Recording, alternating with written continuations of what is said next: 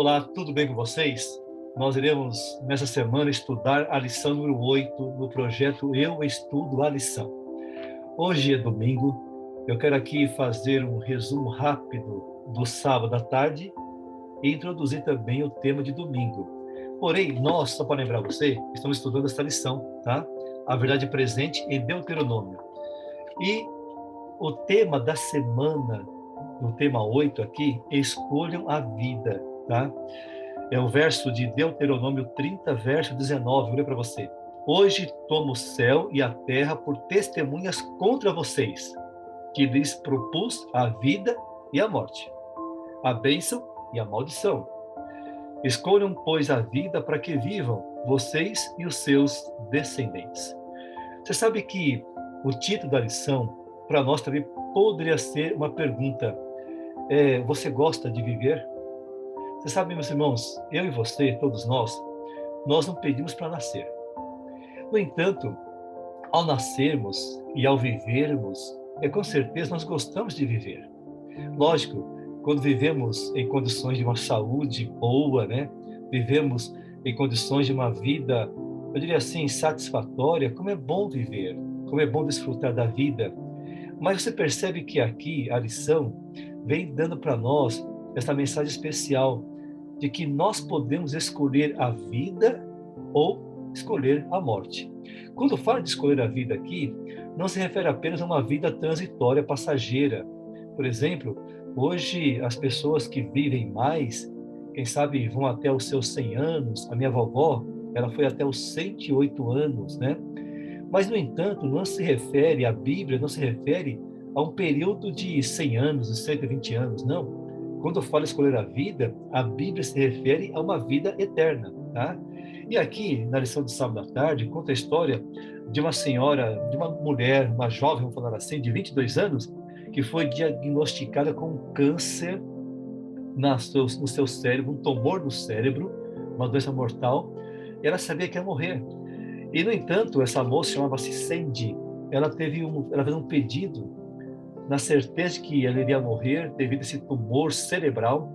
Ela pediu, então, que após a sua morte, o seu cérebro fosse congelado, melhor dizendo, em um tanque de nitrogênio líquido, com a ideia de que 50, 60, 100 anos depois, quando a tecnologia, quando a ciência aumentasse mais ainda, pudesse pegar ali as células do cérebro dela e pegasse ali essas conexões neurais, colocasse em um computador, então essa Sandy continuaria viva em um computador.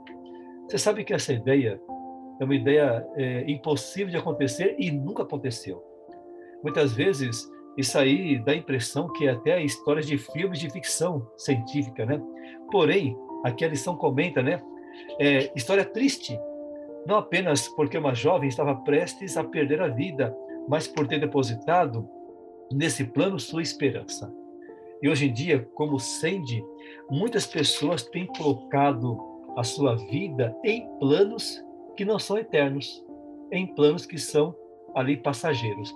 E a lição de domingo fala justamente a respeito da questão da árvore da vida. Quando você lê a Bíblia, lá em Gênesis, no capítulo 2, verso 8, 9, 15 a 17, em Gênesis 3, versos 22 e 23, você tem ali aquela categórica história de quando Deus criou Adão. A lição comenta, né? Nenhum de nós pediu para estar aqui. Porém, Adão, quando foi criado, Adão não foi criado como se fosse uma rocha, tá? Ali, como se fosse uma ameba. Não, Adão foi criado à imagem e semelhança de Deus. Nós fomos criados à imagem e semelhança de Deus. Porém, você percebe que aqui, quando Deus os criou, o mal já existia. Lúcifer já havia se rebelado contra Deus. E Deus, então, concedeu livre arbítrio para Adão. Você se recorda que eu falei uma vez que livre-arbítrio é você ter o direito de escolher e a possibilidade de escolher. Ou seja, aquela árvore da ciência do bem e do mal, ali era o único lugar aonde Adão não deveria se aproximar e nem tocar e nem comer do fruto.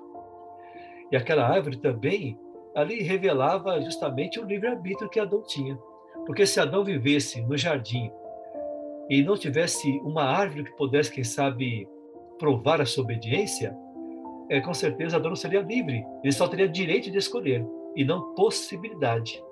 Então, livre-arbítrio é você ter o direito de escolher e a possibilidade de escolher. Porém, você conhece muito bem a história, Adão, ele comeu do fruto que Deus disse para não comer.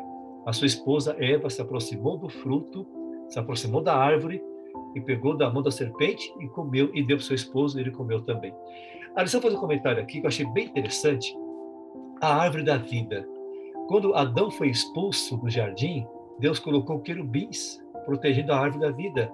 E aí, se eu fazer um comentário, olha para você aqui. É interessante observar que a árvore da vida, cujo fruto confere imortalidade, aparece pela primeira vez no primeiro livro da Bíblia e reaparece no último. É interessante isso, né? Com respeito à árvore da vida, aparece a primeira vez em Gênesis e a segunda vez em Apocalipse. Ou seja, aparece nos 2 primeiros capítulos de Gênesis e nos 2 últimos capítulos de Apocalipse, né? Talvez a mensagem que nós tenhamos aqui é justamente esta, né? Que embora devêssemos comer do fruto da árvore da vida, que tem ali esse sentido de que ao comer do fruto nos confere imortalidade, esse é o sentido bíblico, né? Porém, com o pecado existiu a morte. E com a vida de Jesus Cristo, nós temos o dom da eternidade. Nós temos a oportunidade de viver eternamente. Então, com certeza, lá em Apocalipse, você teria também a menção de que aqueles que terão acesso à árvore da vida são aqueles que escolheram viver. Mas viver de que maneira? Uma vida eterna em Cristo Jesus. Portanto, nesse dia, escolha a vida. E nessa semana, valorize a sua vida, mas sempre em Cristo Jesus. Amanhã tem mais. Fique com Deus. Um grande abraço a você.